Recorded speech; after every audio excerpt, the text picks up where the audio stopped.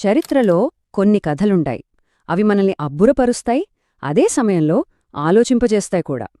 అటువంటి ఒక పవర్ఫుల్, ఇంకా చెప్పాలంటే చాలా కాంప్లెక్స్ హీరో కథలోకి ఈరోజు మనం వెళ్లబోతున్నాం. ఆ హీరో పేరే సంసోను.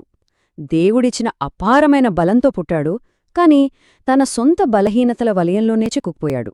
ఈ కథ మొత్తం విన్నాక మనలో ఒకే ఒక ప్రశ్న మెదులుతుంది. అదేంటంటే, ఎవరికైనా అసాధారణమైన బలముందనుకోండి, అది నిజంగా ఒక వరమా, లేక అది వాళ్ల విచక్షణను దెబ్బతీసే ఒక శాపమా? సంసోను జీవితం చూస్తే ఈ ప్రశ్నకు ఒక విషాదభరితమైన సమాధానం దొరుకుతుంది.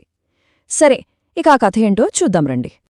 సో కథ మొదలయ్యే సమయానికి సీన్ ఎలా ఉందంటే, ఇశ్రాయేలీయులు ఫిలిష్తీయుల పాలనలో ఉన్నారు. వాళ్ళ కింద నలిగిపోతున్నారు. అంతా నిరాశే. అలాంటి టైంలో ఒక అద్భుతం జరిగింది. ఒక దేవదూత పిల్లలు లేరని బాధపడుతున్న ఒక స్త్రీ దగ్గరికొచ్చి ఒక మాట చెప్పింది. నీకొక కొడుకు పుడతాడు, అతను ఈ ప్రజలని విడిపిస్తాడు అని. అది ఒక దైవిక వాగ్దానం. అయితే ఆ పుట్టబోయే బిడ్డమీద ఒక చాలా పెద్ద బాధ్యత ఉంది. అతను పుట్టుకతోనే దేవునికి ప్రతిష్ఠించబడినవాడు. అంటే ఒక నజీరియుడు. నజీరియుడు అంటే ఏంటి అనుకుంటున్నారా?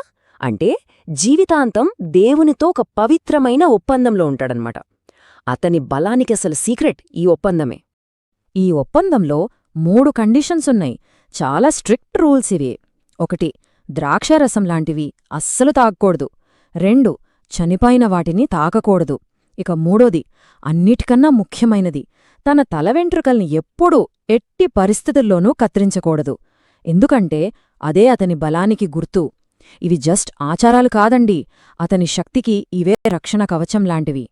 సరే, అనుకున్నట్టే సంసోను పుట్టాడు, పెరిగి పెద్దయ్యాడు. అతనికి దేవుడిచ్చిన శారీరక బలం వచ్చేసింది. కాని ఇక్కడే ఒక పెద్ద ట్విస్ట్ ఉంది. బలమేమో దేవుడిచ్చింది, కాని ఆ బలాన్ని వాడుతున్న మనిషి మాత్రం పక్కా మానవ సహజమైన కోపతాపాలు, ఎమోషన్స్తో నిండి ఉన్నాడు. అంటే బలానికి బుద్ధికి మధ్య ఒక పెద్ద గ్యాప్ వచ్చేసిందన్నమాట. అతని పవర్ ఎలాంటిదో చెప్పాలంటే ఈ ఒక్క ఇన్సిడెంట్ చాలు. ఒక సింహం అతని మీదకు దూకింది, అంతే. దాన్ని ఉత్త చేతులతో, అంటే ఏ ఆయుధం లేకుండా, ఒక మేకపిల్లను చీల్చినంత ఈజీగా చీల్చిపారేశాడు. జస్ట్ ఇమాజిన్ చేసుకోండి. ఈ సంఘటనతో అతని బలమేంటో అందరికీ తెలిసింది. బహుశా తన శక్తిమీద అతనికొక రకమైన అహంకారం కూడా మొదలైందేమో. ఈసారి అతని బలం కాదు, అతని కోపం, అతని ప్రతీకార స్వభావం ఎలాంటిదో చూస్తాం. తన పెళ్లిలో ఎవరో తనని మోసం చేశారని ఏకంగా 300 నక్కల్ని పట్టుకుని వాటి తోకలకు నిప్పుపెట్టి శత్రువుల పొలాల్లోకి వదిలేశాడు. మొత్తం పంట నాశనం. చూడండి అతని బలం ఎంత ప్రమాదకరంగా మారిందో. శత్రువులకే కాదు, అసలు తన కంట్రోల్లోనే లేదు. ఇక ఇది అయితే అతని పవర్కి పీక్స్ అన్నమాట. ఏకంగా 1000 మంది సైనికులు అతన్ని చుట్టుముట్టారు. అతని దగ్గరున్న ఆయుధమేంటో తెలుసా? జస్ట్ ఒక గాడిద పచ్చి దవడ ఎముక. దానితో ఆ 1000 మందిని ఓడించేశాడు. ఒక్కడే ఒక ఆర్మీని ఎదుర్కోవడమంటే మాటలా? ఈ విజయంతో అతను ఒక లెజెండ్ అయిపోయాడు. కానీ తనని ఇంకెవరూ ఏమీ చెయ్యలేరు అనే ఒక ఓవర్ కాన్ఫిడెన్స్ వచ్చేసింది. ప్రతి హీరోకి ఒక వీక్నెస్ ఉంటుంది కదా. సంసోను విషయంలో ఆ వీక్నెస్ ఒక యుద్ధం రూపంలో రాలేదు, ఒక కోరిక రూపంలో వచ్చింది. ఆ బలహీనతకు ఒక పేరుంది, అదే డెల్లీలా. శత్రువులైన ఫిలిష్తీయులు ఆమెకు డబ్బు ఆశ చూపి ఒక పని అప్పగించారు. సంసోను బలానికి అస్సలు రహస్యమేంటో తెలుసుకోమని. ఇక ఇక్కడ నుంచి మొదలైంది ప్రేమ పేరుతో ద్రోహం. ఆమె వేసే ప్రతి ప్రశ్న ఒక ట్రాప్. సంసోనికి అది అర్థం కాకపోలేదు. అందుకే 3 సార్లు అబద్ధాలు చెప్పి తప్పించుకున్నాడు. కాని ఆమె తన ప్రేమను అడ్డుపెట్టుకుని అతన్ని ఒత్తిడి చేస్తూనే ఉంది. చివరికేమైంది? 1000 మంది సైనికులు చేయలేని పనిని అతని సొంత బలహీనతే చేసింది. అతని మానసిక బలం, అతని శారీరక బలం ముందు పూర్తిగా ఓడిపోయింది. ఫైనల్గా తన సీక్రెట్ చెప్పేశాడు. తన బలమంతా తన 7 జడల్లోనే ఉందని. అంతే. ఆ రాత్రి అతను ఆమె ఒడిలో నిద్రపోతున్నప్పుడు దెలీలా శత్రువుల్ని పిలిచింది. వాళ్లు వచ్చి అతని జుట్టుని కత్తిరించేశారు. ఆ ఒక్క క్షణంతో ఒక గొప్ప వీరుడి కథ ముగిసిపోయింది. అతని పతనం మొదలైంది. అంతే. జుట్టు పోయిందో లేదో ఆ దైవిక శక్తి అతన్ని వదిలేసి వెళ్ళిపోయింది.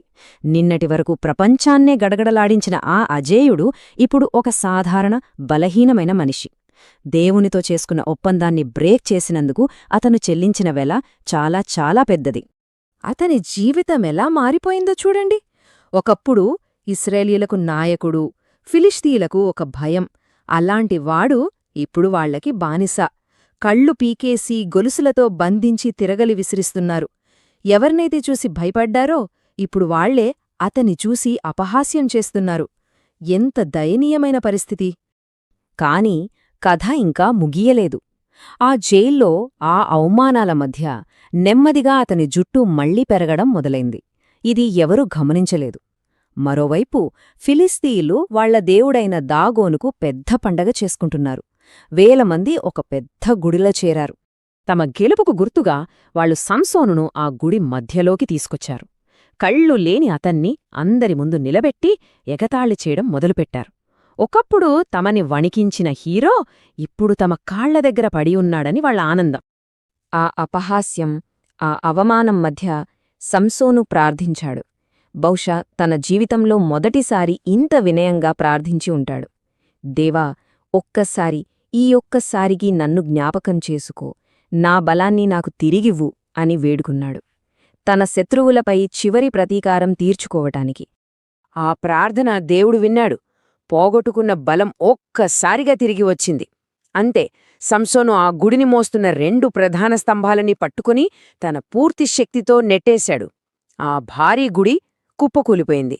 లోపలున్న వేలమంది శత్రువులతో పాటు సంసోను కూడా అక్కడే సమాధి అయిపోయాడు.